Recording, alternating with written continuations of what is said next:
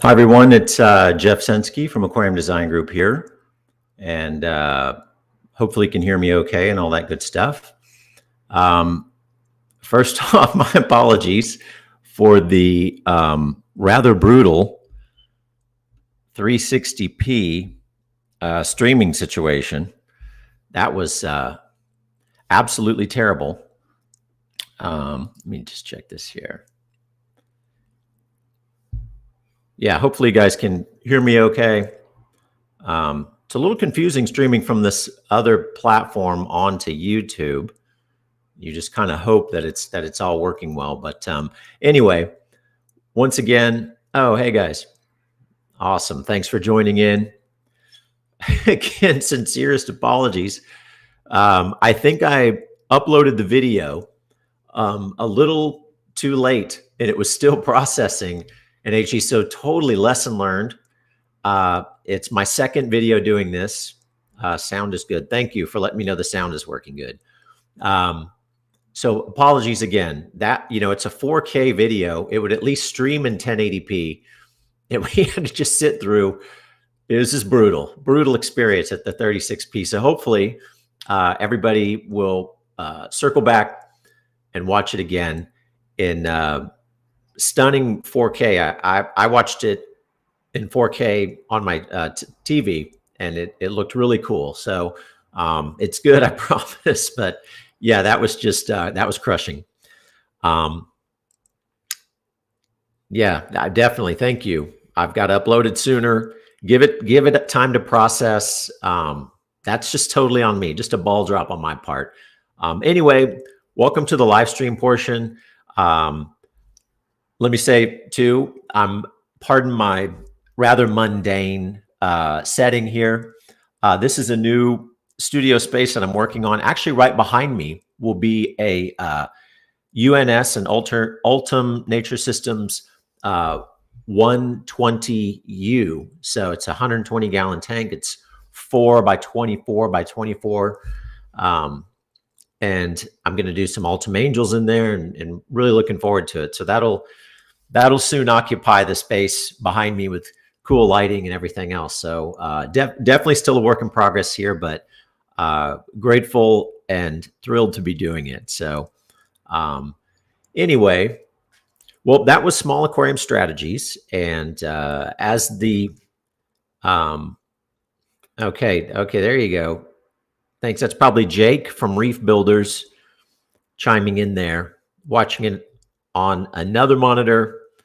And damn, it's so crisp. All right, man. Thank you. No, it's a nice 4K video. Trust me.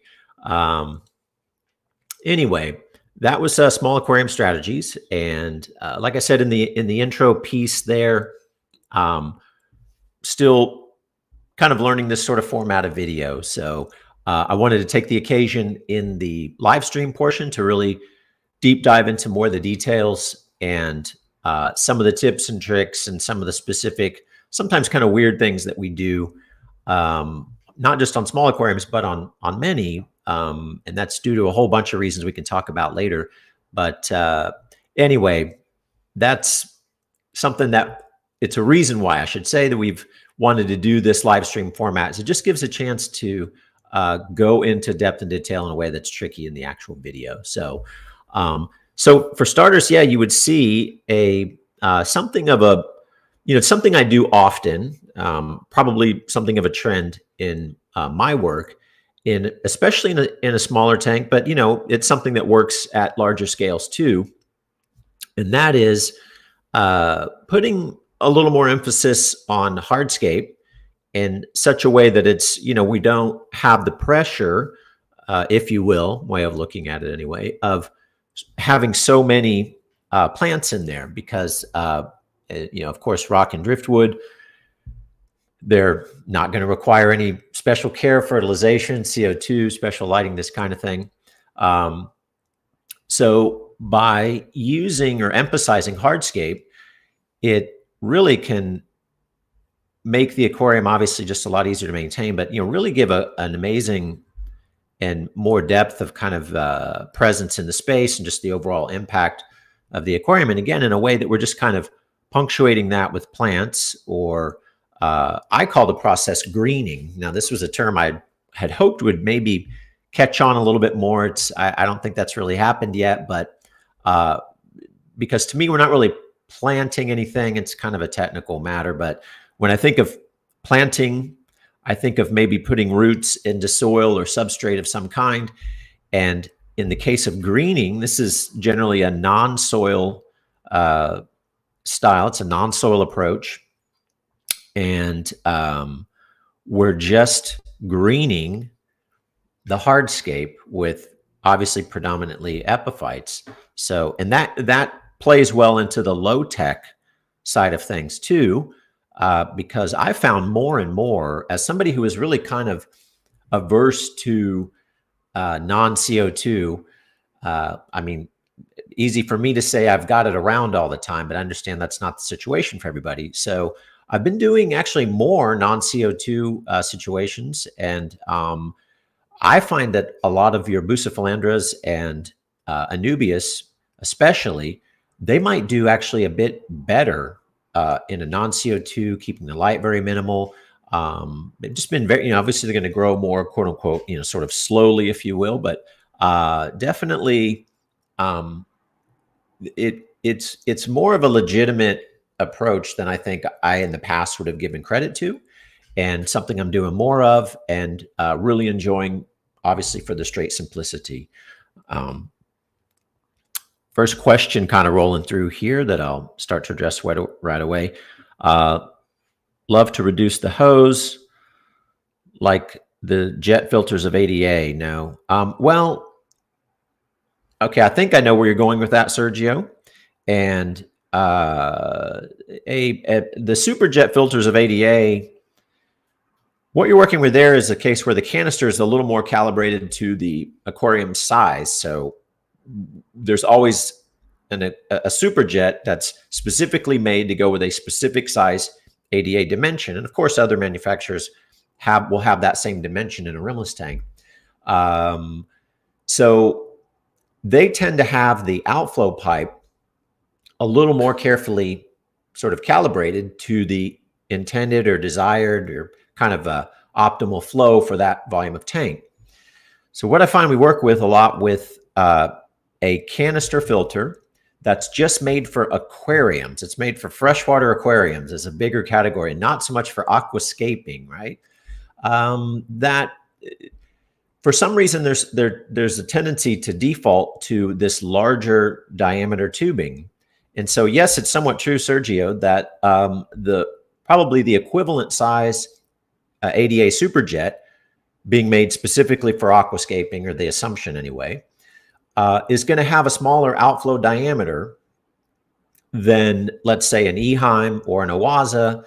And then there's, a whole bunch of other slightly lesser known or lesser distributed, but, there's there's Suns and Seachem is making a canister filter now, and they're all kind of making that same mistake, in my opinion, of a larger diameter outflow.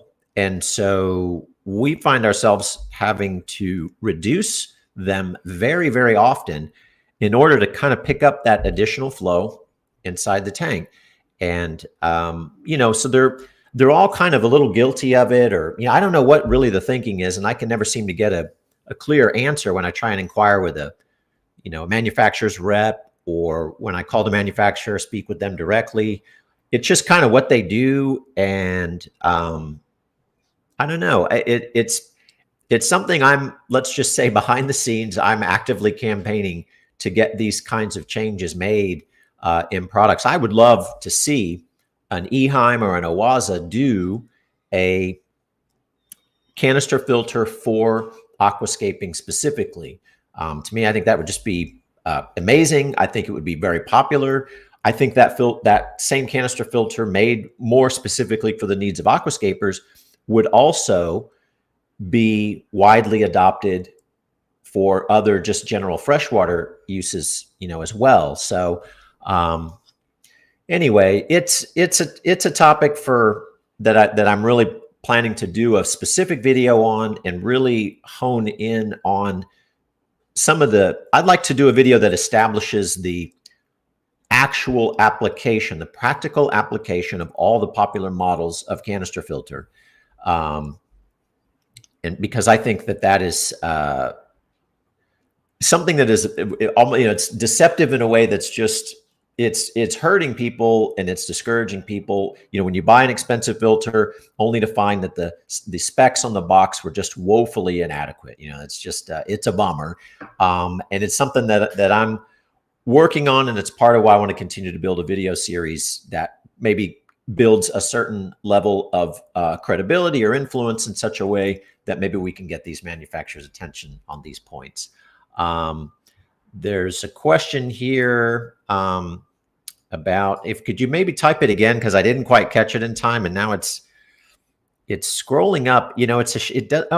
There we go. That's my bad. All right, I'm still learning some of this interface here. My bad. So on canisters, yes, we're often reducing the outflow, and we can touch on that more if anyone's wanting more info on it. And so, hi, Jeff, how do you manage to keep the 2-year low-tech cube algae-free, especially all those Anubia sleeves? Yes, so that was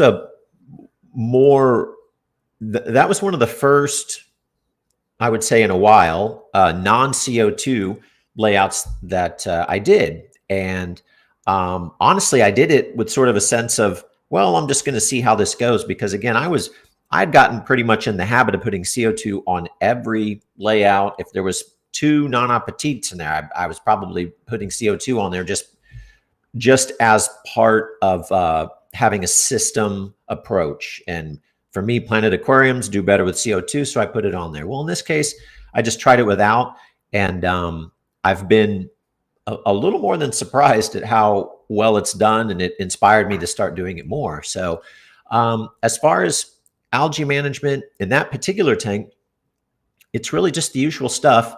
It does get a weekly, fairly large water change, 50 to maybe 70%. There are your usual guys, shrimp and OCATs in there. It also has, though, and this is an algae eater I'm using a lot of in just about every layout now. We're getting these really tiny baby bushy nose plecos. So they're baby babies. I mean, they're smaller than OCATs, and they grow, relatively slowly. So they make a very suitable addition to most aquascapes, and especially when you have epiphytes, which tend to have, thicker leaves, your buces and anubias. They're not eating holes in the plants. And so I avoid them if I've got swords, maybe a lot of crypts. There's some plants where I'm going to be more cautious, but I've even used them in smaller iwagumis with an HC carpet and some hair grass, this kind of thing. And if they start to get a little too large, or if I see signs of them bothering the plants, I'll take them out. But those baby bushy nose pleco eats some algae. Let me tell you, those guys do a number. And because they're so actively feeding all the time, I think they're just catching a lot of the algae, the incidental algae, before you see it. So it may be there, but they're just getting it, straight away. So shrimp, OCATs, very tiny, the tiniest bushy nose plecos that you can find, are all solutions that I use. And beyond that, I've got, that particular aquarium you're asking about has an AI prime freshwater. We use tons of those. I think it's a fantastic light. I love the app, the controllability, everything. It grows plants wonderfully. And it's just a great product, the AI prime freshwater. And so in that case, if you look back and hopefully watch the HD version, not this pathetic 360p thing, and see the light is very high too. So I've really raised it up, just trying to get a spread, almost just looking for almost an ambient illumination in the aquarium. And so clearly really minimizing the light is having a huge influence on the algae situation. I don't think that aquarium's really ever had any algae to speak of. It's just one of those, and that's not always the case for me, but that one is done very well when everything just kind of fell into place out of the gate. But that's a case too. Just a real quick note regarding the 40 centimeter cube in the video that we're just now talking about with the AI Prime. That one also has a Eheim 2215 canister filter, just the classic Eheim, as you can see in the video. And side note on that one has an impeller swap. So we change out the impeller in the 2215 and we put a 2217 impeller, and you pick up some additional flow. Kind of again, the takeaway, or the, a little bit, I don't know if I want to call it a complaint. I don't know. I guess I'm just figuring out how to hack these things. But, what the flow of a 2215 claims it will do, here again, it's on a 15-gallon cube. And over time, all these impeller canisters do tend to slow down. And that it's a case where when it's new, it's flowing very nicely. I would say a 2215 Eheim on something like, again, that's a 40 centimeter cube, about 15 gallons.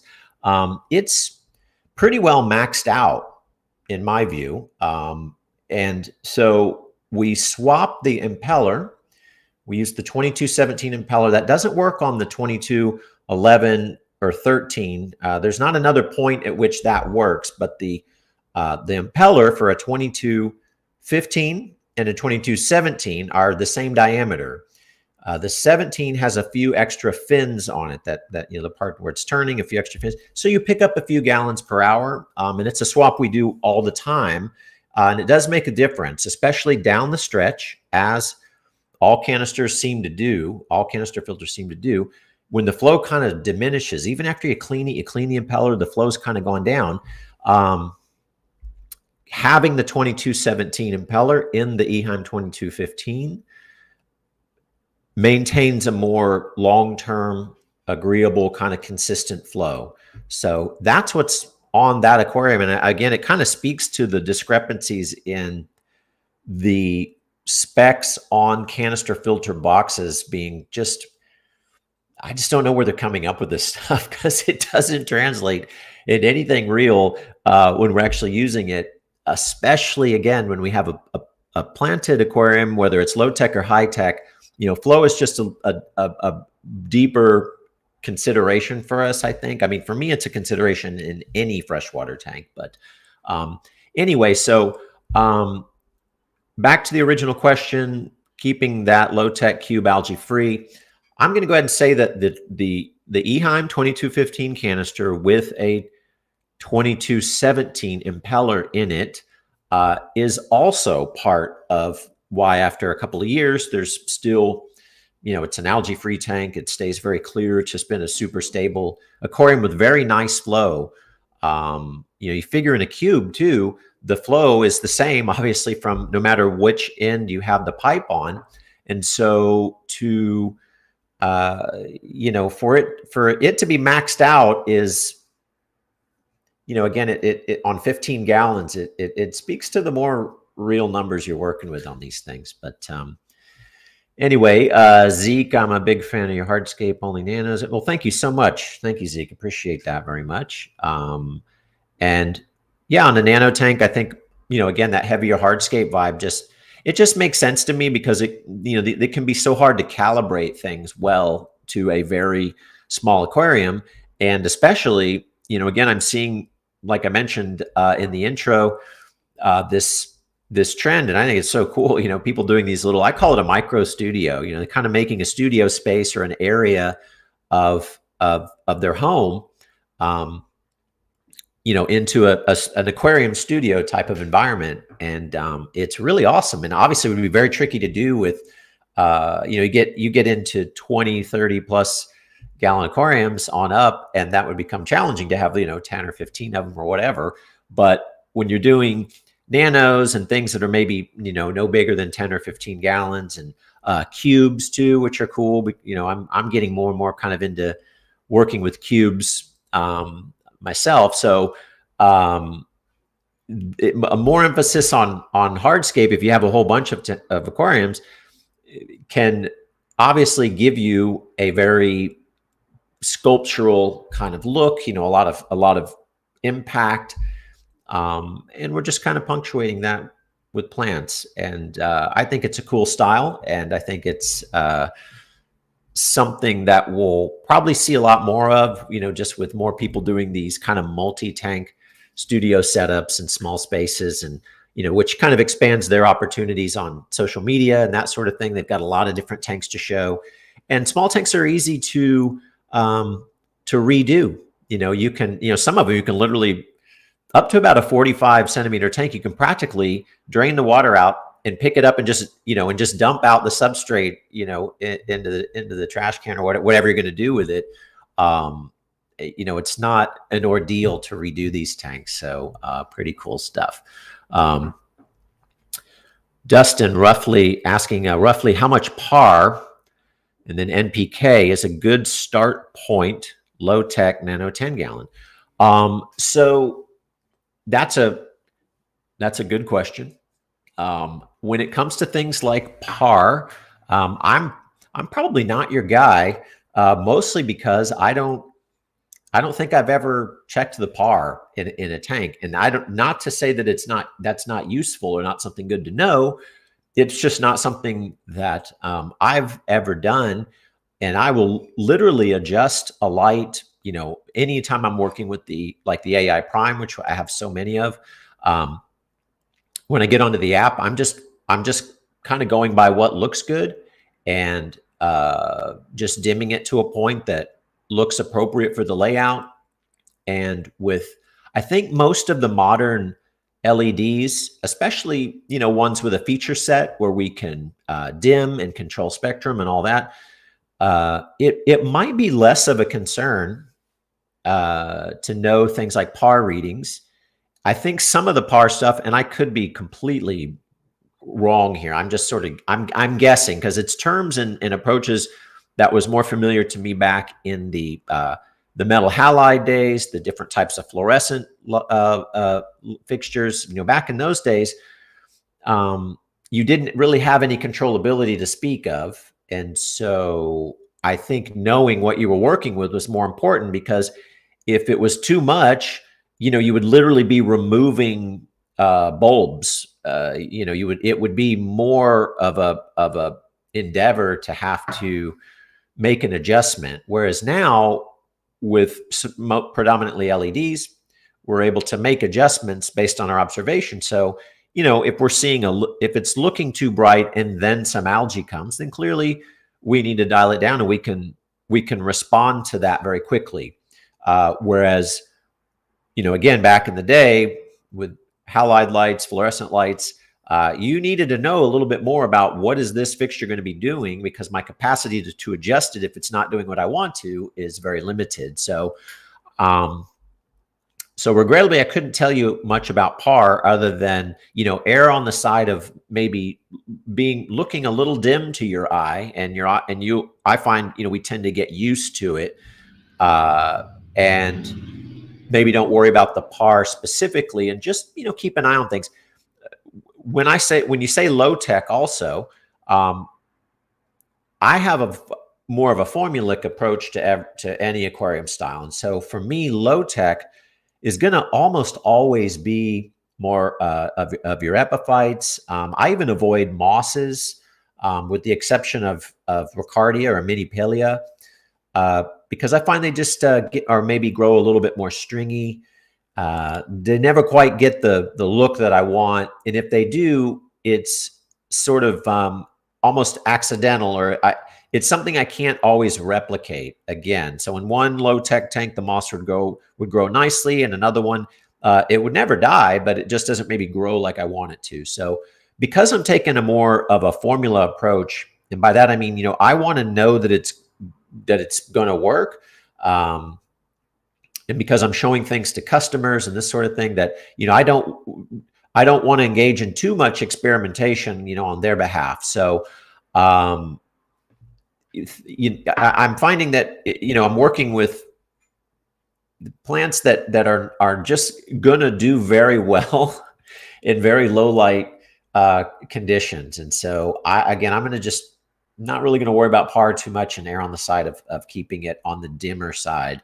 Bucephalandras, by the way, as many of you know, they will grow practically in the dark. I mean, it's astounding to me, some of the settings or situations where maybe some Java fern or something's grown over a patch of Bucephalandra and you can't even see them anymore. And maybe it's been months. And, you know, you finally are thinning out the Java fern, or you pull it back, and underneath there is the most beautiful, perfect, clean Bucephalandra that you ever saw. Maybe not a lot of new leaves, but, you know, definitely doesn't appear to have suffered under this, you know, dense coverage. And so I've done them in areas where, I mean, they'd practically grow in a cave, I think. So, and definitely a plant that is just very sensitive to high light. So, you know, again, working with these kind of plants, I probably wouldn't be too worried about par if I'm using an LED light, and just use good observation on that. When you say MPK, especially for, again, you're referring specifically to a low-tech 10-gallon tank. So MPK is something that I'm going to have less concern with also in a low-tech tank, because I'm going to be sticking with plants that are just not all that hungry. They're going to be very low metabolism plants, because those, to me, they thrive in low tech, versus trying to do a plant that, you know, a stem, a red stem, these kinds of things. You know, most of those will live in a low tech environment too. And that's not to say you can't use them. They just, you know, I'm a student of aquascaping and nature aquarium style, and I have an idea in my head often about how I want a stem plant to look, you know, this kind of thing. And I'm just never able to quite get it there in a non-CO2 situation. So that's why if I'm doing non-CO2, I just try to make as cool a layout as I can using plants that I know are going to thrive in that environment. And so those plants just don't have the nitrogen, phosphorus. They all need some potassium, of course, but the NMP situation is obviously very, very low for these kinds of plants. Furthermore, these days I'm using in my low-tech tanks, and this was something I wanted to touch on. It did get in the video that I think is so cool, so important. But I have discovered the 2-Hour Aquarist liquid fertilizer. Our friend Dennis Wong, amazing guy, very knowledgeable, known about him for a very long time, but, you know, we had never, I had never met him. My brother Mike has. Corey Hopkins, great aquascaper, and a guy many of you probably know as well, who works at ADG. It was much closer to Dennis, and reached out to him, and he sent us some of his product, the APT1 and APT3. And let me just say, I am beyond blown away. I mean, I have been so profoundly impressed with the 2-Hour Aquarius, the APT1 and APT3. And I'm wanting to start a podcast really soon, and on a very short list of possible first guests. And if you come across this video, Dennis, you know, you can preemptively hit me up about this, but I really would love to have him on a podcast or a live stream or something really soon, because I think he's a phenomenal guy, a brilliant guy, and the 2-Hour Aquarist APT1 and 3 are amazing products. So, but in a low-tech tank, the APT1 is really made specifically for that. And to just be able to go up to the aquarium with a milliliter dropper, and even on a small aquarium, to be able to dose it so accurately, yes, you know, so thoroughly with a very small amount of product, is awesome. So prior to using the 2-Hour Aquarius, I was using the Seachem line. And prior to that, I was using the Tropica, you know, the red and then the green Tropica. And I had a very peculiar problem with the Tropica, that, you know, some of this, I feel like sometimes I'll start going off in too many other things. That again, I've got this long list of videos I want to do, and one of them is definitely on fertilization and my experience over, 20 years of trying to formally, aquascape, inspired by Mr. Amano type aquascaping, and all of the different experiences over those years I've had with trying different fertilizer approaches and kind of their ups and downs and, where are they today kind of things. But so long story short, the Tropica was not a good solution for me, but clearly others are succeeding with it. So it worked for me in some layouts, and I had problems in others. I had a little harder time, kind of calibrating it to the aquarium. And so then I moved to the Seachem line, which was effective, but too complicated. Too many products. I mean, I ended up with like 15 bottles of stuff, and I'm testing N and P all the time. P always bottoming out, a lot of green spot algae problems. It was just a pain in the neck, and I really couldn't calibrate the dosing for smaller aquariums and get all of the different things into the potassium in one bottle and the micros in another bottle and nitrogen in a bottle and phosphorus in a bottle and trace elements in a bottle. And I mean, it was just, and then you can't dose iron when you dose phosphorus or something like that. It was just it was too much, especially on smaller aquariums. It was, in my opinion, a terrible system. So having the APT product come along from 2 Hour Aquarist has been amazing, and I love it. And I've been using it for months now in every single layout in the gallery. And I've never, ever in, 2 decades of aquascaping, I've never, ever had the results, just the visible, cannot deny it results that I have using the 2 Hour Aquarist APT1 and APT3. So the one specifically for any kind of small epiphyte-based low-tech tank is going to be awesome, easy to dose, and you, in one bottle with 1 milliliter dropper, you will have, I promise you, you will have all of your dosing bases covered. And that's, so to those ends, I don't test or worry about N, P, and K. I find the instructions, literally the dosing guidelines on the APT1, again, we're talking low-tech tank here, is just been perfect. If I dose it a little heavy, maybe I might see the number one, the plants are going to look phenomenal. And then, but I might start to see a little bit of algae coming in. Well, I'm going to back it up a little bit. I'm going to add some shrimp. I'm going to do a water change, whatever. I'm watching closely, but in a low-tech tank, I'm tending to dose on the lower side of a recommended dose on the bottle. But I can't say enough about the APT1. And in fact, there's just not another product that I have access to that I would recommend above that for a low-tech planted tank. It's going to be a home run for you. I just sort of guarantee it. Zeke says, wish there was a slightly stronger 2211 with the same tubing diameter. I could not agree more. I could not agree more. And so, yeah, it's just, it's, yes, I wish this too, big time.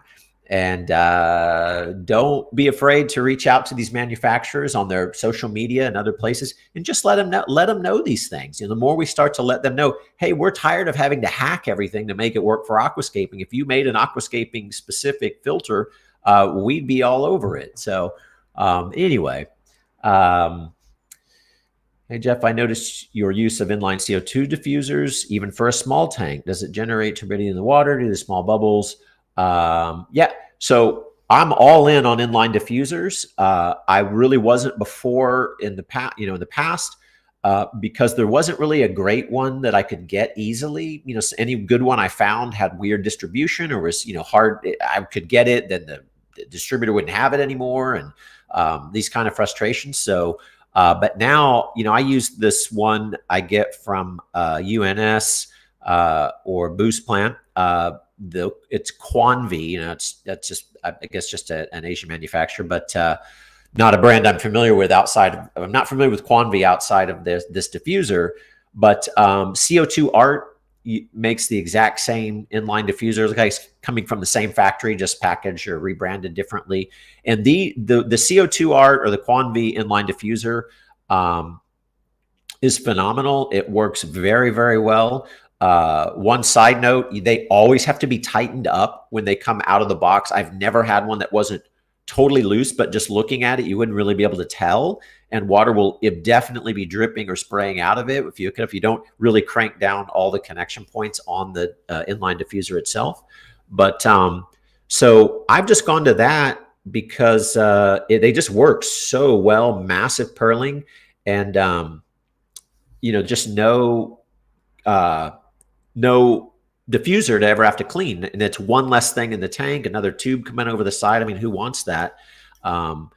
Something too, it's really an item I scratch my head when I just look at like ADA, who, obviously is a brand I admire so much.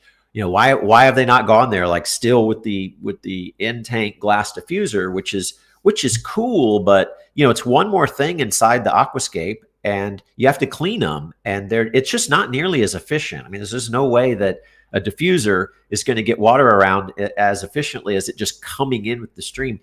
And I also was a little bit OCD about when I'm seeing the diffuser and the bubbles coming up, and it's, generally on the other end of the aquarium from the outflow. And I'm trying to move the outflow around, to really pick up as much of that stream of CO2 coming up as I can, which can be, could be a little annoying. You'd see so much just of the little bubbles popping at the surface.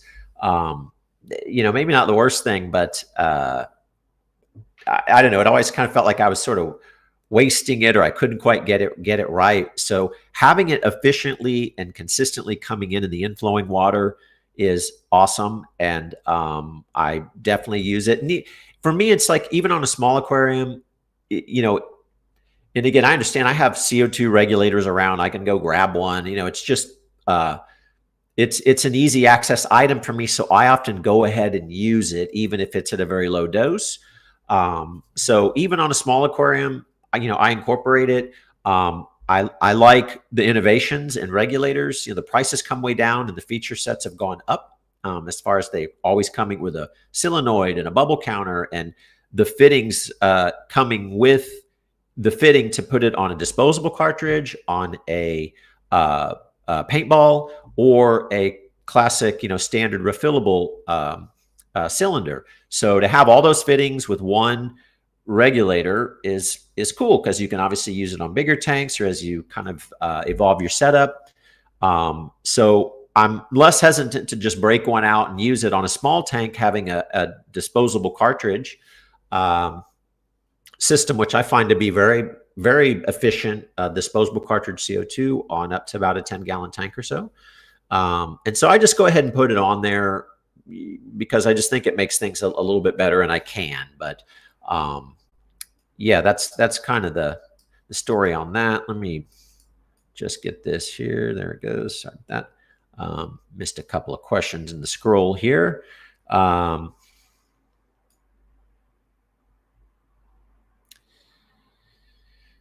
Yeah. Oh, yeah. Wrapping up on the inline diffusers, just generate small bubbles in the tank, this kind of thing. No, not. I mean, if I look real close, I can see it, but way less than if a in-tank diffuser is having the water distributed. I find the overall, visible tiny bubble in the water column is less to non-existent, because the bubble coming out of the inline diffuser, a good one anyway, this Quanvi or the CO2 art, is very, very, very fine. I mean, it's much finer than anything you'll consistently get out of an in-tank diffuser. So another reason I really like them, I think the saturation is just way better at a lower bubbles per second rate even. So, yeah.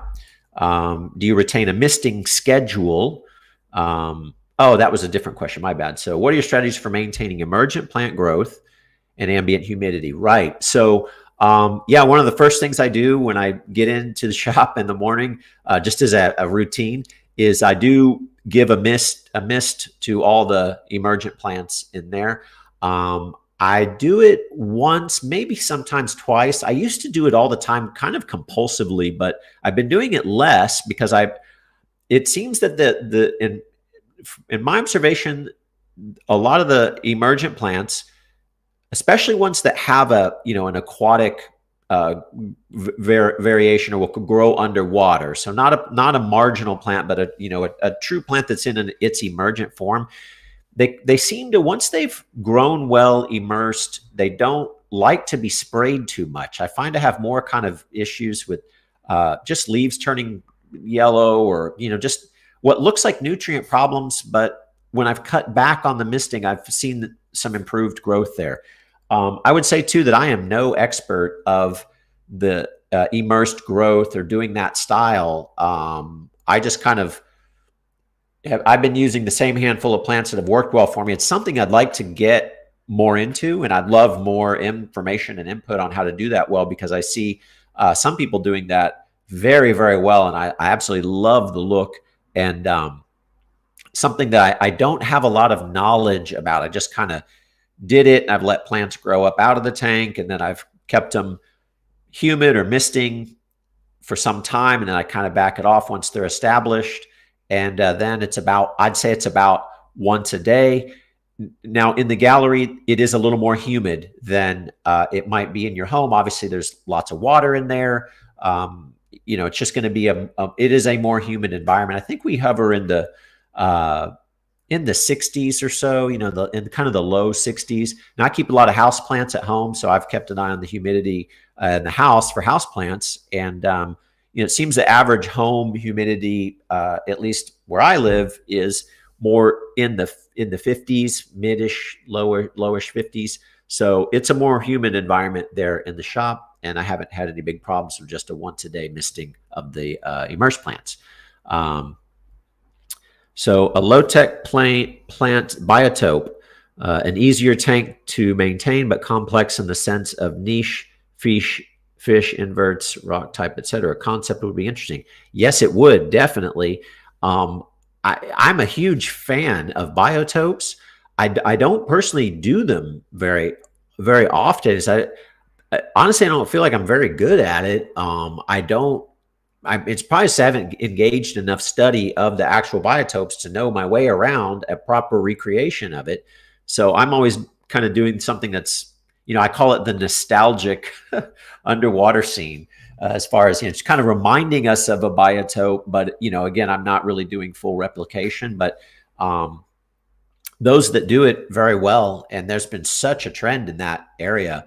I just think it's amazing. And I think the concept you've laid out here, Olaf, is definitely cool, and something when I have the time, I would very much like to explore. Let's see, what ratio, Freddie asking, what ratio do you use for algae eaters per gallon? That's a good question. It's another thing that I probably do a little too much just eyeballing on. And because I'll kind of look at an aquarium and kind of, I'll make a few assessments and I'll say, well, okay, let me put 12 OCATs and 20 shrimp in there, for example. And so I'm just kind of pulling a number out based on experience. I know that's not a super helpful answer, but I would say this, that I often find most people are not adding enough shrimp and OCATs. And, they'll have a 30-gallon scape tank, and they'll be having a little bit of incidental algae, the kind of stuff that shrimp and OCATs would be eating.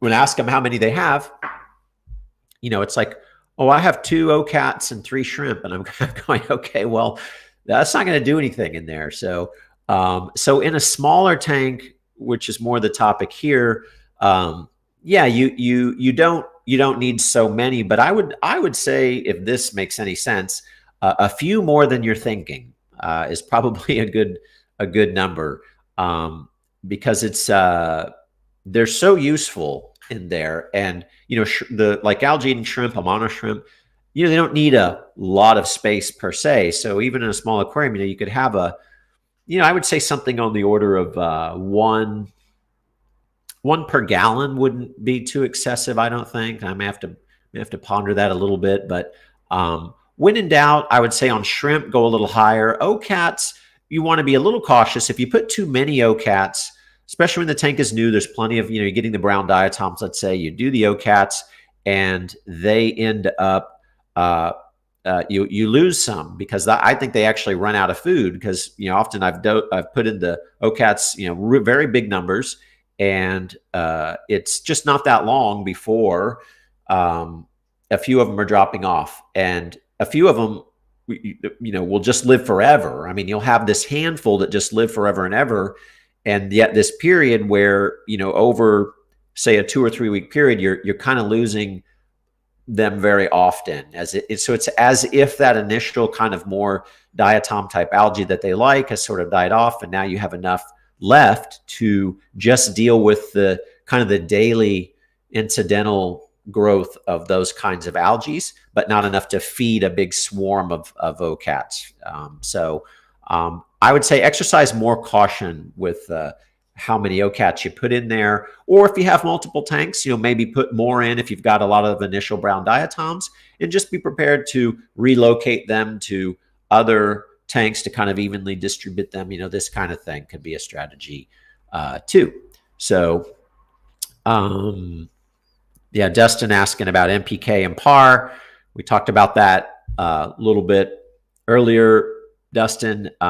Generally, NPK, I'm not worried about anymore in my CO2 tanks. If it has CO2 and especially soil and a decent light, then I'm using the 2-hour Aquarius APT3. Just as a reference point, am I endorsing or plugging that product? I totally am, because I'm not sponsored by him or anything, but I think it just absolutely works so well. And I'm just so impressed with how easy it is to dose, even just following the basic dosing guidelines on the bottle, that I have no occasion to test nitrogen, phosphorus, or to be concerned with potassium. Now, on the potassium note, I will say that in every aquarium in the video, and even my, so even my very small tanks, nano tanks, etc., I do use RO water, and I remineralize that water with Equilibrium from Seachem, and I also use their alkaline buffer. So what I learned quite a long time after using it, I learned that Equilibrium for remineralizing RO water is actually quite high in potassium. There is and I'm not great at the chemistry side of it, but my takeaway is that there's really sufficient, quite a lot of potassium and a decent amount of iron also in Equilibrium. So if you're remineralizing your RO water with Equilibrium from Seachem, and in this case, I use their dose app, just on my smartphone there. I use the app. I put in how much gallons of water I changed. It gives me an exact number in grams for both the Equilibrium and the alkaline buffer. I use a little gram scale, measure it out, shake it up in a bag of water, and pour it in, is how I do it. So in my case, I'm bringing in some additional potassium by way of the Equilibrium, remineralizing the RO water. So that's a step that if you're using tap, then potassium may be something that you want to have a little bit more of an eye on. And it's why I'd love to have Dennis from 2-Hour Aquarist on a live stream or a podcast or something sometime soon, because I'd love to get just really great clarity on some of these points about what's in there and what the interplay is there. If you're remineralizing with a product that's introducing absorbable potassium and iron, do we need to calibrate the situation with the APT 1 or 3? I tend to think no, because I haven't, and I've been dosing pretty much based on what's on the bottle. And I may again adjust that a little up or down just by feel, based on what plants are in there, how old the aquarium is, this kind of thing. So, so I could have an issue with potassium that's a little different if you're, again, to your situation, if you're not using RO, that you're remineralizing with a product that is introducing potassium. So I can say that doing that and using the APT 1 and 3, I've had zero signs of anything resembling potassium deficiency. And I do not test nitrogen or phosphorus. I've had no occasion to. Amazing, lovely, beautiful, perfect growth in practically every tank without testing any of those things. Unlike when I was using the Seachem system, it was testing nitrogen and phosphorus. That is practically the only way to dose their product, which just became a huge pain in the neck. If you had one tank, I could maybe see that, but testing after every water change is just no thanks. No, I don't want to do that. So, anyway, another question there. Anyone know of 2213 impeller fit? It does not, unfortunately. The 2211, 2213. In other words, you can't take a 2215 and put it in a 2213. The only one in the classic Eheim series that works for is the 2215 will take a 2217 impeller. And I assume you could do it if for some weird reason you wanted to slow down the flow on a 2217. You could use the 2215. Again, the impellers are practically the same. The 2217 it appears it just has a couple of extra fins on it. So with every turn, I guess it's the way it's moving the water. It's you're picking up a few gallons per hour. It's nothing dramatic, but it is noticeable. But I wish it worked on those smaller ones, because a 2211 is, practically useless. It's tall. It's so tall. It's got a weird footprint. I guess they have the little base for it now. They used to not have that. And they fall over real easy. I don't know. I just feel like the flow is so anemic and yet you've got this big green tower that's, if I'm putting it if it's not in a stand, it's really terrible to look at, and it's kind of bigger. It's taller than the tank, maybe even if it's on a really small tank. And I don't know, just not a product I find much use for, really. As far as really small canisters go, I have some issues with the bigger Owaza filters on aquascape tanks, like the Biomaster 250, 350, 600, 850. Now I do like those on hardscape tanks. I like them on different freshwater applications. It's a quality product, and it's a good company. But for aquascaping, I've got some issues with particularly the Biomaster series. However, if you saw in the video, I was using a lot of their little FiltoSmart 100. And as far as a small aquarium filter, that's, in the spirit of like a Eheim 2211, the FiltoSmart 100 is pretty darn cool. It's a little more attractive. I guess the form factor is slightly better. It's not great, but it's better. It's kind of that dark gray color. If I'm, again, if I'm going to have it like maybe next to the tank or something on a countertop where it's more visible, even that little FiltoSmart 100 has a built-in heater, which if you need that is cool. Not a lot of capacity for actual filter media, but again, I'm probably using this on a 8 to 10-ish gallon, maybe 12-gallon tank. So it's not a huge deal. You can get enough media in there. And so I like that product a little better. Though you saw in the video, almost always reducing that outflow diameter because the 13 millimeter outflow on some of these really small tanks is just it's just a little too big. I mean, if you see in the video the 60L, which is so that's 2 feet long, but it's a very it's a narrow little tank. It's only about 7 gallons. I think it's like 6.5 gallons or so. So an Owaza FiltoSmart 100 on a 6.5 gallon aquarium is it's maxed out with a 10 millimeter outflow. So we've reduced from 13 to 10, and we're pretty much maxed out in my view. It's a nice flow. It's not too excessive. You see those tiny little Barboides gracilis, tiny. I think that's technically the tiniest barb that there is, or that's collected for aquariums anyway. But so tiny little fish. They're swimming very happily in there. In other words, this thing is at its peak on about a 7-8 gallon aquarium. I don't know. The package certainly says you can use it on something a lot bigger. I wouldn't. And if you figure coming out of a 13 millimeter tube, that's going to be even less kind of net flow in the tank. And that's why we reduce it, because we pick up some flow just to get the water down to the other side of the aquarium and circled back. So yeah, this is all stuff that could just have its own dedicated video, because the canister filter for aquascaping problem is a problem in my view. And I'm just so tired of trying to like get a filter sorted out. I mean, you saw how many aquariums, again, we were jamming 2 different diameter tubings together to get it to work in an aquarium that was ultimately way lower volume than the box says it can handle. So anyway, it's a pet peeve of mine, but I'm sure anybody aquascaping has encountered this situation. So yeah, Ryan saying it's also far more affordable.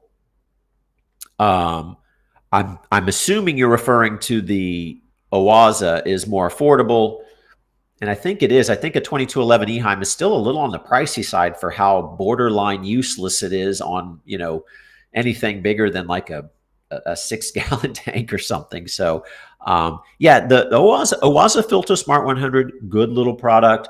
I like it on these small aquariums. It's cool having the heater built in there, and that's cool. That's a good product from them. But I'm not going to go off on a Biomaster thing right now. We'll save that for another time. Daniel asking, would you say larger water changes in terms of percentage could have more benefit? I say definitely, just because I'm a big water change guy, and I always have been.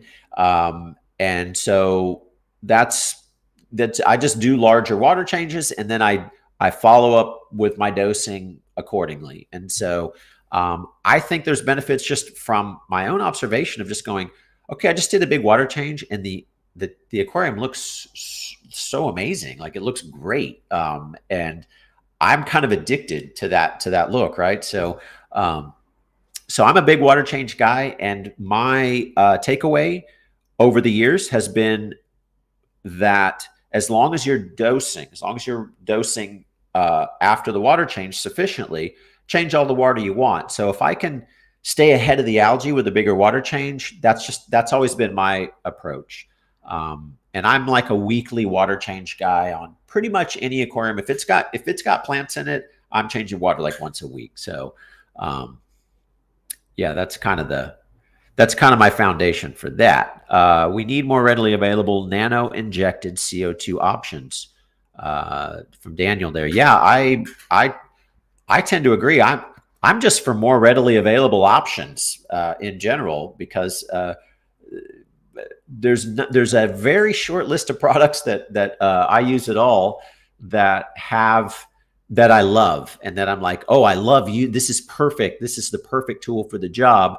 I'm almost always hacking it, fixing it, doing something different with it, taking most of what came in the package and tossing it out, and then putting what I actually wanted in there. You know, so I'm just for more things that are, again, calibrated for the intended purpose. Big time, very much with you on there, because yeah, nano injected CO2 options, right? It's such a high demand area, but it gets tricky. The regulators, I think it's at least a good step to have a smaller form factor regulator that has fittings that you can put on a disposable, you can put on a paintball, you can put on a refillable, and it all kind of works. You know, same regulator, different fitting. That's at least helpful. Reef builders, assuming that's you, Jake. The par question is a tricky one, but it's more important to use observation than to chase numbers. Totally agree. And that's coming from Jake Adams of Reef Builders, who happens to know a thing or two about lighting, I can assure you. And he is a guy that I would personally hit up with those kinds of questions if I had them. So yeah, if Jake from Reef Builders is saying to use observation rather than chasing numbers, I would heed that advice on some level, and I would. It's certainly a lot easier. Though, you know, getting a par meter and just having that on hand, if you just kind of like knowing those things and playing with playing with those numbers, can certainly be cool. Just, you know, not my cup of tea, and it's nothing. I don't think you're necessarily going to get a lot more out of it as far as trying to make sure you're at some kind of number, because my gosh, how many different plants might you have under that light that are liking things? You know, if we're trying to chase a number, this one likes this one likes a little more. I don't know, could be a thing, but never been really my cup of tea. Vesicularia does the same. Yeah, I definitely agree. So yeah, par and is another future debate too. Yeah, for sure. You could go on and on, but again, I'm an observation guy at the end of the day. So anyway, so let me just check here. Looks like that's most of your questions that I got here in the chat. I have been blabbering for exactly 1 hour at this point. So if anybody watching right now has anything further that you want to throw out there, hopefully I've covered, you know, a lot of your questions. One thing I was going to do that I will do here real quick right now is I was going to check anything I didn't cover. A lot of people had the comments. There were some general questions on our Instagram page that if I didn't address in the video and in this chat, yep. Yeah, a lot of the questions I think were in the spirit of things we've already covered, but just real quick, the, you know, soft water, hard water scenario, we talked about that. I'm definitely using, you know, remineralized RO water in every planted aquarium that I do. I never use tap. If there's live plants in there, even if there's 2 anubias, I use RO water. Again, I know that's easy for me. I've got it right at my fingertips all day long, and that could be a problem for someone who doesn't. I can say that it's another cool thing about small aquariums is even if you have a bunch of them in your house, which I will say as a side note, I have a bunch of them in my house, and I'm doing a bunch more for this very reason, and that is I can get jugs of RO water. Obviously, I get them at work, but you could get them from your local aquarium store. And, you know, in this way, if you had 4 or 5 gallon jugs, that's going to cover a good amount of water changes on multiple small tanks. And that's maybe only going and filling them up, you know, once a week or so.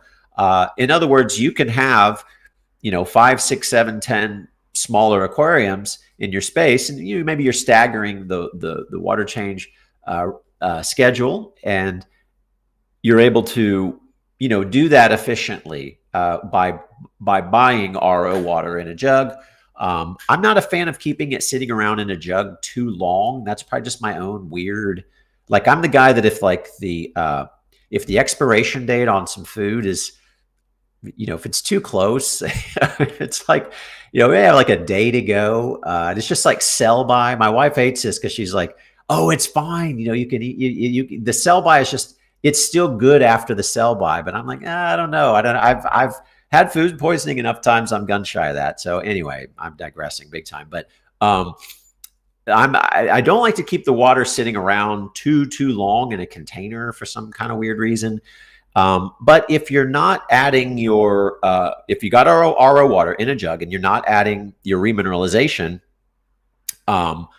until right when you're about to put it in the aquarium, then, you know, I think it's generally fine. So you could always stock up on water and, you know, have your little ready source of RO water for small aquariums. Now, if you've got a couple of, you know, 90, 70, 90, 100 gallon aquariums, going and buying RO water, it would be a real pain in the neck. And not everybody is in a position to have their own system at home. So, so yeah, it is a question and something to consider. And I think it's another area where smaller aquariums, especially if you want to have multiple, is definitely more of a thing, because we can still efficiently buy RO water and do our water changes and not be at the aquarium store getting it, you know, every other day or something crazy like that. So, but yeah, I think soft water, as it's put in the question on Instagram here, is definitely an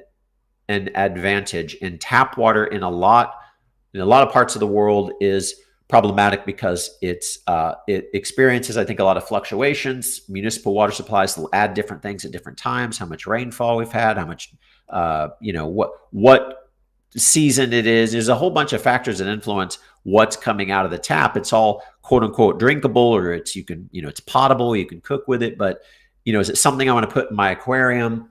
I don't anymore. In planted tanks, in a hardscape only tank, a non-planted freshwater tank, I use tap water all the time, and with more or less with abandon. So it's really more when I want to control the variables with plants that I'm very dedicated to using RO water.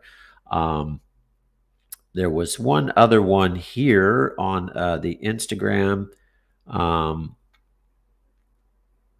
Yeah, it was a cool question about selection of equipment, details in designing the system, and I think from a design or an interior kind of space sort of approach with small aquariums, I could sum it up in just saying that they're very, it's something where you're less under pressure, you might say, because just having a cool little rimless aquarium is, we're not worried about a cabinetry, or, they generally don't need a proper aquarium stand, so there's a lot more opportunity to just have the aquascape be the thing, and it's sort of a less systems design kind of situation. It's unlikely to be built into something or something like that. So to me, the aesthetic is in the presence of multiple small aquariums in a space like that. That to me is that's a really that's a cool thing. The aesthetic is in the presence of the aquarium itself. It's not in anything to do so much with the particular hardware and all that. Though, of course, we want to get the stuff out of the way as much as possible. Another case for that inline diffuser, it's one less sort of tube going over the side on a small tank. That's so much more of a visual issue, right? Selecting fish for small tanks, it didn't get on that too much. Not too much to say about that I think is not more or less common sense. These days, there's so many amazing nanofish that, I mean, years and years ago, I don't really remember having so many of the different micro-rasboras and endlers. So many endlers have just exploded in the past few years. So many amazing endlers, and they just seem to thrive in little small aquariums. Like, they just don't seem bothered by that. Being in that, they don't behave as if they're feeling contained in any way. Stunning colors. I need to start incorporating more endlers into my layouts, because I really love them, and haven't used them as much, though. We get a lot of them in at the shop, and they're wildly popular. Like, a lot of times they sell out before I've gotten a chance to add a few to escape. Not a fish I don't tend to mix.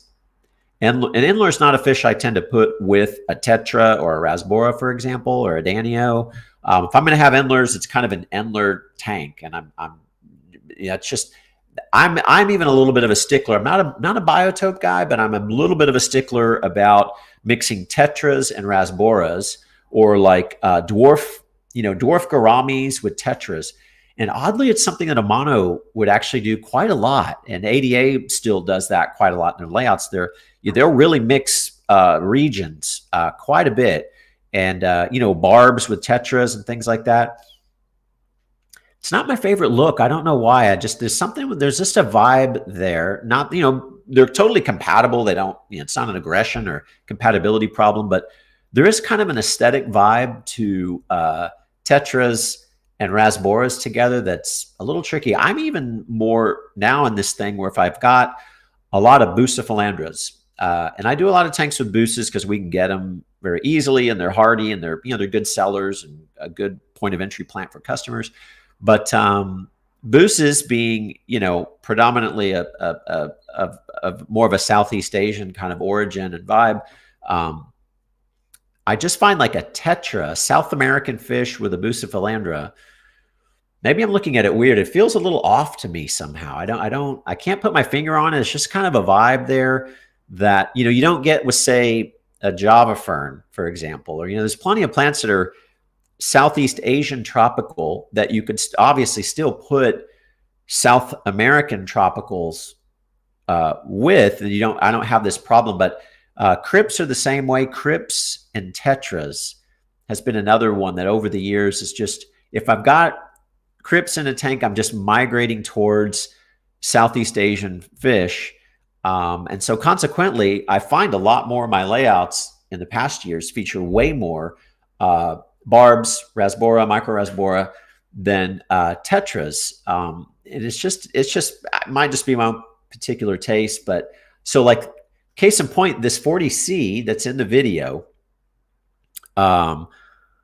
is mostly bucephalandra. You know, there's a lot of buces in there and some Java fern, a little bit of anubias, but it's all tetras. You know, it's all South American fish, and it feels a little off to me, to be honest. As they've been in there for years, and it's totally fine. And I don't know if anyone else sees that sort of thing, but yeah, it's just a particular thing when it comes to fish. It's not really specific to small tanks, but because we use these plants and fish like buces and rasbora and tetras in small aquariums, I think it's relevant to say that I'm a fan of some kind of loose adherence to some regional stuff, just from a kind of an aesthetic vibe standpoint, not so much a straight compatibility. So a couple other questions did roll through. Dennis's website is gold as well. Best information on planet tanks out there. That's from Julian. And I will say that I emphatically agree. And I'm a bit of a crank about a lot of, you know, information sources out there for aquarium stuff. And yeah, Dennis's website, when I saw that and read through it for the first time, I was like, oh my gosh, this is just right in line with just how I've always approached things and kind of my views. And there really wasn't anything in there I disagreed with. And so it's become, for a long time I had people ask, is there a website? Is there some place I could go to get just information about this stuff? And I was like, well, you know, there's this, and, you know, forums, et cetera, could get dicey. I didn't really have a go-to, to be honest. So when I came across 2 Hour Aquarist, I was like, okay, now this is legit and helpful and good and real. And I recommend it all the time. And I feel pretty well aligned with just about everything that he has on the site. And there's just not too many aquarium information sources that I can say that about. In fact, there might not be any others that I can say that as emphatically. Not that ththey useless or they don't have good information, but 2 Hour Aquarist is really on point in my view, especially if you've got somebody kind of newer to the hobby looking for just a good overview of information. It is an awesome place. Yeah, APT1, APT3, you got it. Oh, it's Zeke. Now, it's been too long since I've seen Corey. Okay, now I know what Zeke this is. Okay. Yeah, man, you need to come in and see him. That's for sure. How do we maximize color enhancement in stem plants? From Daniel there. You know, and it's something I'd love to get into a conversation with, like a Tom Barr or somebody, like be able to go like really deep dive into that. Because there's a thing I've heard for years, and when I've tried it, I can't really say I've experienced it myself, but that is like on red stems, by reducing access to nitrogen, like lowering their nitrogen, making them nitrogen deficient, a sign of kind of, I guess it'd be sort of a stress signal from red plants, is that they get more red. And I've heard that some guys entering an aquascape and a layout contest would specifically kind of starve the red plants a little bit more, presumably the whole aquarium, but, you know, they're reducing access to nitrogen in order to bring out the red color. I've played with that low key, and I can't say I really saw a pronounced difference. Maybe you need to do something more extreme than I was doing. I will say, just as I know I'm sounding like the biggest 2-hour aquarist fanboy ever, and I hope it's not like nauseating, but I just love the APT 3, especially if we're talking about bringing out, we're talking color enhancement, the APT 3, I've just had amazing results with. And so I would say my red plants are sufficiently red. My greens are very, very green. And that's also on aquariums that have been dosed different things for different periods of time. And I've been a little reluctant to start a different dosing regimen, radically different program on the same scape. I feel like they kind of get into a rhythm. The plants kind of get used to certain things that are in a particular, program or product. But so some of these old layouts that, they're a year or 2 years, and then I started in late in the game with the APT3, and just within, I would say 5 to 10 days to see really profound difference in color in, these in a layout that you've been looking at every day for, for over a year, a long period of time, 2 years, whatever we're going to call. This is not a newly set up tank. And so what it looks like, you're accustomed to how the plants look, and to see them improve, that to me is the kind of anecdotal stuff that is just very compelling. And I'm sure there's a naysayer for everything in this hobby, and there's probably people that, oh, you can make your own and all that kind of stuff. And I'm sure you can. I've made my own ferts before. I've done that game. Not for me, not my cup of tea. I don't like keeping up with it, the powders and all. I know it's cheap, it's efficient. I'm totally not against it at all. I have no real affection for aquarium products. So it's totally great, but I need a packaged product with good distribution, that's easy to use, that has instructions that fit the task at hand. And aquarium industry can be a little tricky to come by that particular. To tick all those boxes is a little dicey, trust me. And the APT 1 and 3 ferts from 2-hour aquarists absolutely do that big time. So yeah, got to give them a shot, Ryan. Yes, you do, man. I'm serious. I promise you positive results. I'll just sort of guarantee it. Husbandry preferred Nanofish choices. Man, I don't really, as long as it's just any small fish, there's so many, they're all cool. Danios can be really cool, especially I've had better luck with Danios in some of the shallow tank systems. And they're so active that I thought they would be more prone to jumping, but I've had less jumping problems in shallow tanks with Danios. All the different ones. I've gotten lately, I've been really fond of a gold ring Danio. I'm terrible at scientific names, so I'm almost never going to know those, but gold ring Danio is a cool fish that's just, it's just got a color and sort of a pattern. Its aesthetic goes with practically any, if there's green plants in the aquarium, gold ring Danio will create some visual harmony with just about any layout. And yeah, a lot of times sometimes I know straight away, or I have an idea in my head. And other times I'll just, like anybody going to the fish store, I'll just kind of walk the aisles and look for something that catches my eye. And every once in a while I will kind of have to ask somebody maybe, hey, do you think this would be a good choice or whatever? I mean, even I still am always seeking more confirmation of my choices or input from other people that are more knowledgeable about fish than me. Man, I'm just wide open to all of it. When you say nano, I tend to think of something. Now we're getting into we're into the sub 10 gallon realm, I guess. I've never really known what the parameters are on those things exactly.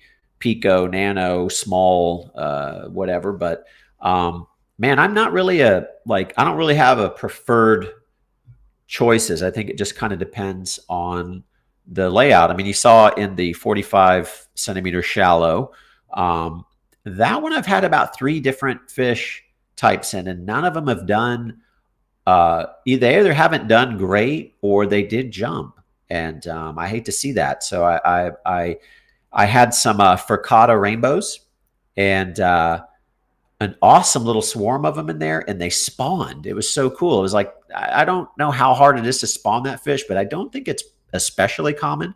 And so the Frittata rainbow spawned in there. I thought that was so cool. And then I think what happens in the shallow tanks in the gallery is sometimes kids come up to them and they're low, and they'll tap or whatever. The fish get spooked. They jump out, because those Frittata rainbows were almost all gone overnight. And then a few days later, there was babies.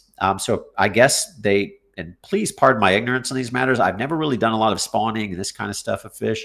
But, apparently, I guess they had laid eggs that then the parents were all gone. And then the fry hatched out. And there was, I had baby Frittata rainbows that had grown to some size and started to actually look like they started to actually look like the adult version of the fish, not the juvenile. And those two, after weeks, couple of months of growing and doing well, they jumped as well. So I've had a good stretch here with the featherfin rainbows that are in there now. And there is some green Kobatai rasboras that I've lost one to, I'm assuming, jumping out. So I don't have a big problem with fish jumping in regular dimension tanks, but I have had more of a problem with it personally in my space in shallow tanks. And then also the nature of shallow tanks, if you're growing plants, actually out of the top and using it in that way, I find they do have kind of a weird flow pattern. We have a 60 centimeter shallow that I have to have 2 filters on just to kind of have the flow balanced out in the thing, just due to the way the structure is. To have an area where plants can grow emergent out of the tank and still put down roots tends to require a structure that kind of protrudes into the layout, makes it a little challenging to get the flow sorted. And so I think sometimes the fish don't have a great open area to swim in. And so they'll be too crowded in an area. They get spooked in some kind of way, and they're more prone to jumps, just kind of a theory. So shallow tanks, I tend to stock much more lightly anyway, just so it's not so crowded in there. But overall, man, I'm there for all of it. If the fish is appropriate, if the shoe fits, then I love rasboras. I love tetras. Obviously, some tetras can get quite big. They can be quite aggressive, even being, I guess, cherisons, or related to, I guess, a piranha is a type of tetra in some kind of way. Again, pardon my ignorance of the actual science of this stuff, but yeah. So whatever works is usually my preferred nanofish choice. Anyway, just gonna check here. Yeah, I guess we're at about 1:23, guys. So Robert just joining in. Is it for fresh or salt? It was a freshwater discussion, predominantly about smaller aquariums, maybe not necessarily nano, but smaller aquariums was generally the topic here. I run into some issues, same issues dosing small tanks with Seachem. It's effective but difficult. I would agree with that emphatically. Effective, yes. Seachem is very smart, guys. They've been in the game a long, long time. They've supported the hobby big time. I remember them. They've been at there. I've never been to an aquarium event that Seachem doesn't have a big presence at, and I've noted that they've been at even some very small events and sponsored things. And so it's a good company whose heart is in the right place, but they really, in my view, need to get on board with a product like a 2-hour Aquarist or something that is easier to use, because the current line is like, maybe in 2003, that was the way to go. But now that I can get a better result from a 1 bottle and a milliliter dropper, I'm sorry, I'm going to choose that every single time. So anyway, just peek for anything. else here? Oh, there was quite a list when I scrolled down here. Heater in a small tank. That's why I like when I say small tank, definitely the Owaza heater. If you need the Owaza filter, if you need a heater, they have heaters rather in almost all their filter models. And it is, I would say, very much a way to go. Practically the only way to go if you don't want to have to put the heater in the aquarium, which in a small aquarium with a heater, and any aquarium with a heater in the tank, to me is a total bummer, and I pretty much avoid it at all costs in place of an inline. Or my 180-gallon discus tank right now is not run by an Owaza 850. I'm using Owaza 850 almost solely to be a heater. Yes, it helps with the flow, but an Owaza 850 on my 180 centimeter discus tank is performing a very minimal amount of actual filtration. Like, it's something I would like to show in a video too, of like, just so you know, not because I'm disparaging Owaza, I'm just going, no, when you plug it in and it runs in your tank, this is what it looks like. That's the point I'm trying to make, is not to say these are bad people or don't buy this product. I'm going, you should know that this is what the flow looks like. And then you can make an informed decision about, is this going to work for the task at hand? Is this the right tool for the job? And so I didn't add it really to pick up a lot of additional filtration, though there's some flow on the other end of a 6-foot tank that is useful. So it's not useless, but there is no way that one Owaza Biomaster 850 would run a 180-gallon tank. It would be a nightmare of algae, in my opinion, with just that filter on it. But I use it because it's got a heater in it, and that's cool. Someone had asked about a filter for a 120p, and that's another one. Again, you see this filter thing, we could just go for like 12 hours on just the filter situation. A 120p is a classic challenging footprint or dimension for a proper canister filter. An Eheim 2217 by itself is just, it's okay when it's new, but then there's certain layouts where it's really going to struggle. And then over time, if the flow slows down, it isn't enough in my experience. And so I've often ended up with two 2217s on a 120 centimeter, or what we call a 120p, which a modern 120p is a little wider than the old school ADA 120p. So it's gone from 45 to 50 centimeters. So you've picked up a little more volume. And so right now I'm about to do a new 120p layout in the gallery.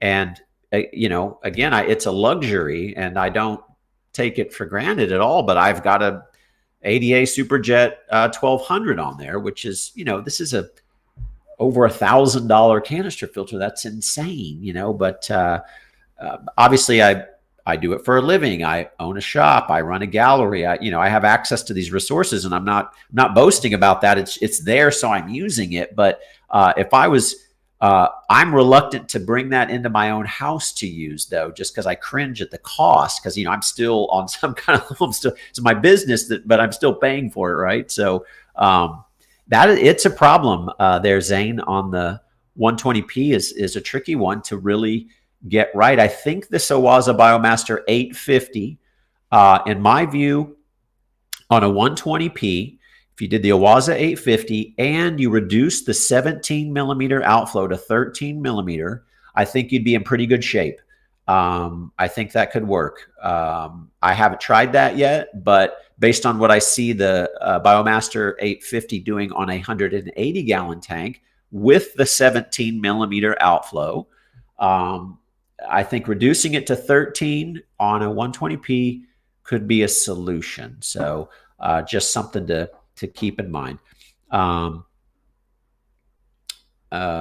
tank gallery. Oh, you're right. Yes, Ryan also ran a nano tank gallery or studio. If you did a mini studio in your house of nano tanks, more affordable, absolutely. You could have like 10 tanks, and it would probably wouldn't cost what a single 200-gallon tank would. So definitely agree with that. Got a little confusing to me when you mentioned you put a bigger impeller in a 2215 while you reduce. So, okay. So sometimes, yes, let me clear this up.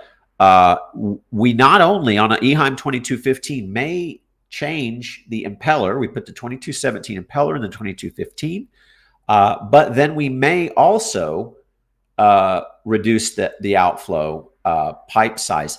That's unusual though, because a 2215 has a 13 millimeter outflow. There's less occasion on the tank size. We'd use a 2215 on in the first place.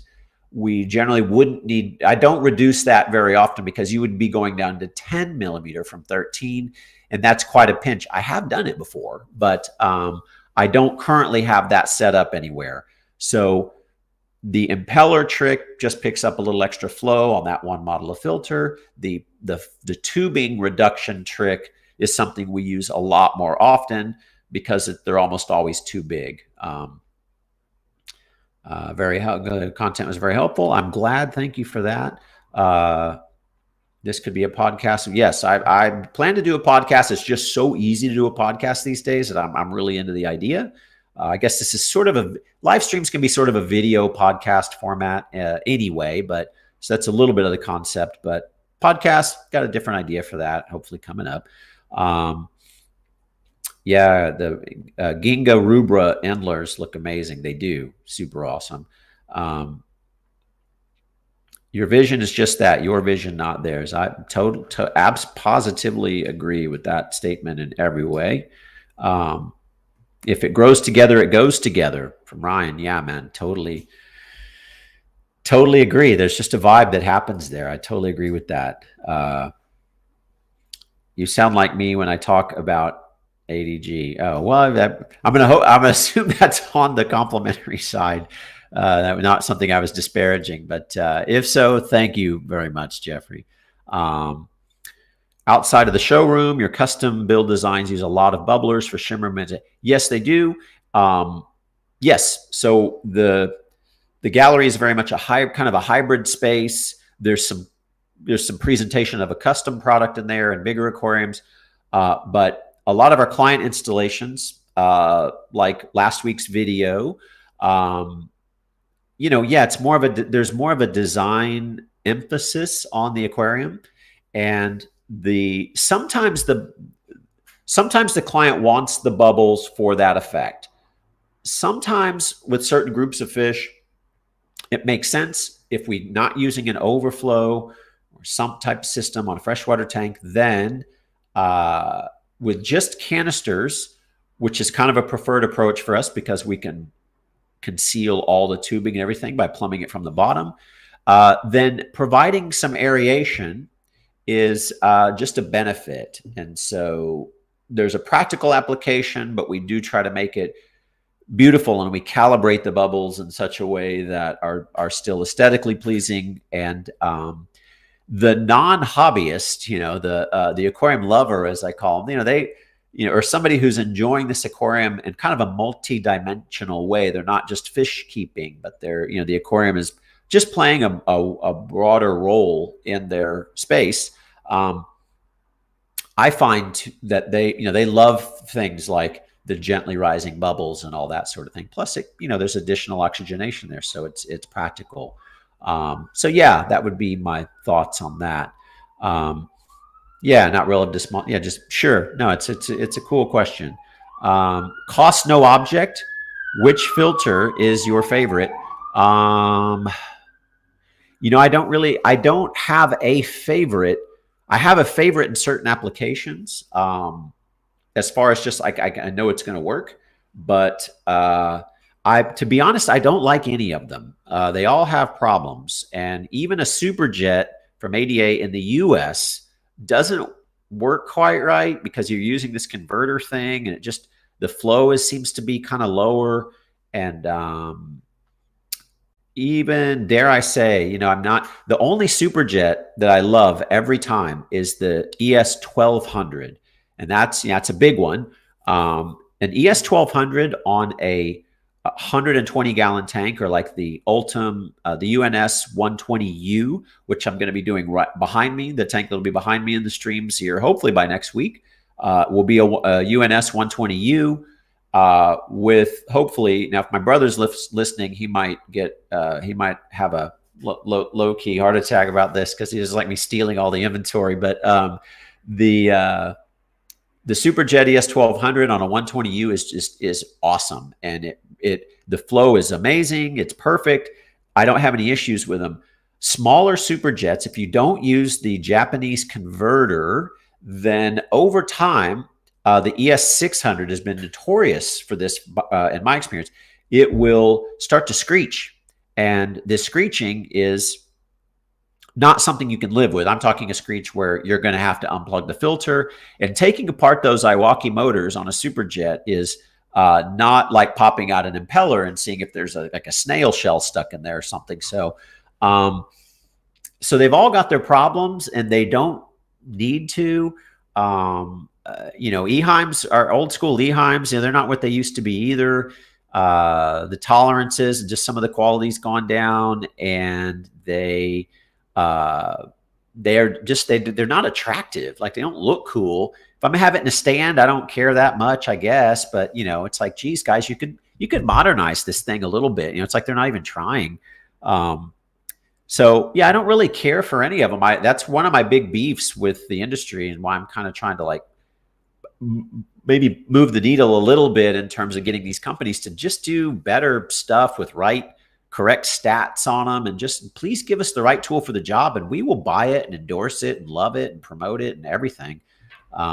So yeah, it's kind of that's a tricky, a favorite one. I honestly, I don't really have one, to be honest, regardless of cost. Though a Superjet ES1200, when I'm going to, with the kind of tank I'm going to put that on, I do love that. Like, when that's the right tool for the job, it is the right freaking tool for the job. So no hacks, no nonsense, and they run forever. I mean, I have one right now in the gallery we've had on different tanks since back when we first became a distributor, maybe in the mid 2006, 7.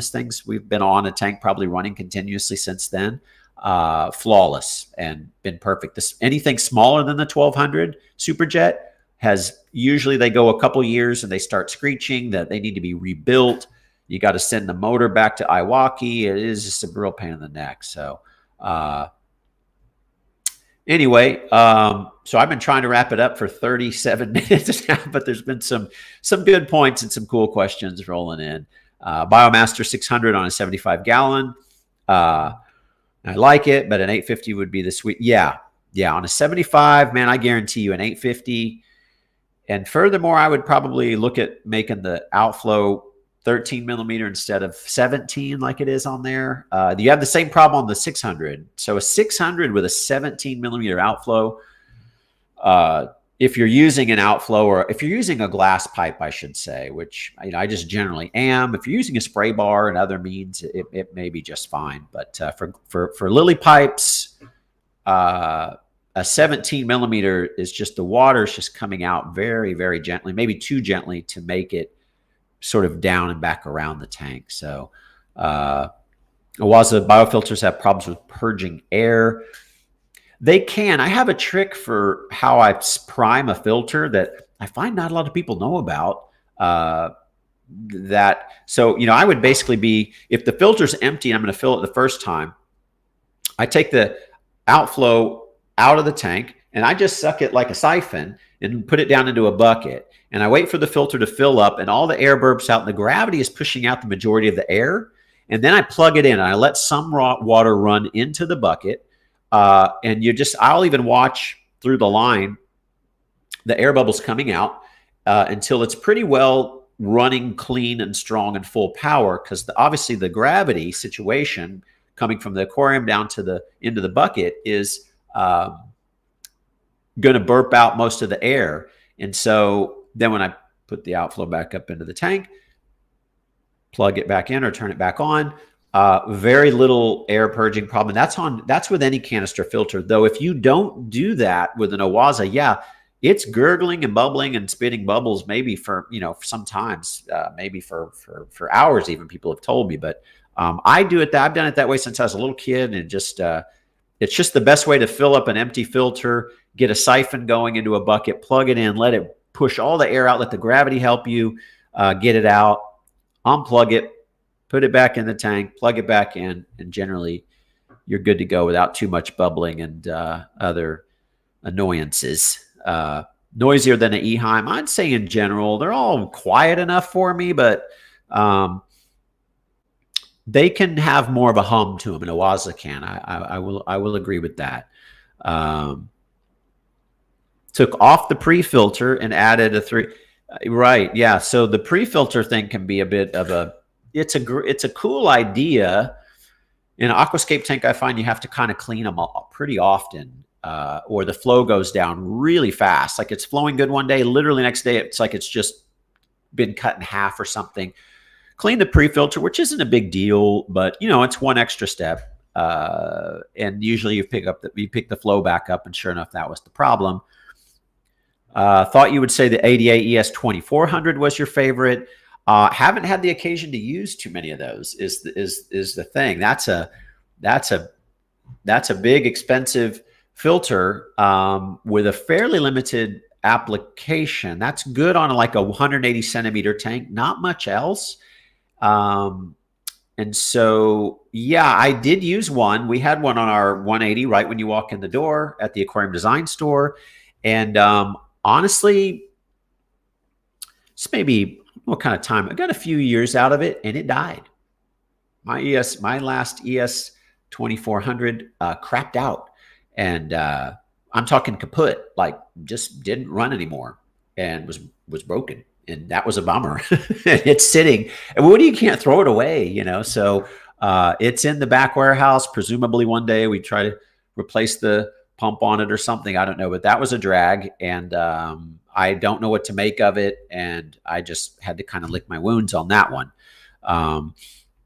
So yeah, just love the media bags and the ADA. Makes it so easy to clean. Yes. Thank you, Julian. Absolutely. The media bags, awesome.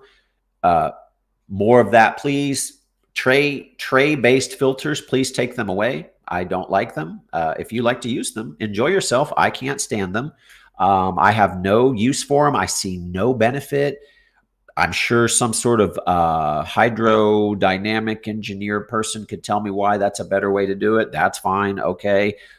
It's a pain in the neck to clean, especially on an aquascape tank. I want to take out a big bag of media, bob it in a bucket of aquarium water to clean it, put it back in. I'm done. Great. Lovely. Sorting through all the different trays, the weird angles, trying to get them to press down together and be flat so I can put the motor back on. And just no. I mean, just no. Like, okay, it works and it can be made to work, but I don't like it. I don't like working on them. I cringe having to sell them to people new to this because they're going to go to clean it. And they're going to be going, oh my God, it's just a headache. It's more of a headache than it needs to be. It's over-engineering, in my opinion, and I don't like it, and it annoys me, and I get triggered when I start talking about it, so I'm going to stop right there. Anyway, guys, I've rambled on here, hour and 42 minutes, but it's been a total blast, and great questions, and I hope this was informative on some kind of level. I hope I'm not making this too long, and then people find it on YouTube and are like, oh my God, there's no way I'm sitting through an hour and 40 minutes of this guy babbling about, you know, small aquariums. But even just, I don't know, just engaging with the questions, I totally enjoy, and it expands my understanding of these concepts and hopefully is useful for you too. So, all right, Julian, you're grinding me here, man, but yeah, keep them coming. Thank you. How about the water flow in the can? Yeah, see, many of them you can't. This is the last point I'll make. We're going to go, but the water flow in the canister when you take out the baskets, most of them won't work without the baskets. And trust me, I've tried. They don't work right. So you can't. It's not even. It doesn't. They don't work. That I don't know. They're not made to work that way. And recently, I was told the Seachem canister would work without the baskets. I didn't personally try it, but I had a customer who did. And I said, yeah, man, I heard they can work without the trays in there. And a few days later, he came back in and said, oh, no way, man, didn't work at all. Not a thing. You got to use the trays. So I don't know. I haven't tried that myself, but my general notion is it doesn't work. So anyway, guys, thank you so much. I really appreciate it. And I'm glad this was helpful in some kind of way. I look forward to doing this, and I'm trying to stick with a Thursday night thing, this Thursday night 7:30 bit. And so, yeah, let's make that a thing. Podcast in the works too. Plenty of announcements on that. And then never hesitate to hit me up in any kind of way that you can. Comments, Instagram. You can email me. It's just jeff@aquariumdesigngroup.com. Email me anytime. And let me know what other kinds of stuff you're interested in seeing, what you think we do that's unique or different, that you'd like to know more about. And I'd love to make a video on it. And I'd love to kind of keep pushing the limits. And hopefully we're moving the needle here in some kind of way, talking about some different topics. Anyway, thanks so much, guys. I'm going to wrap it up there. Hope to see you again next time. And definitely cool video already in the works for next week. So more to come on that. And hope you guys have a great one, and hope to see you again soon. Thanks so much.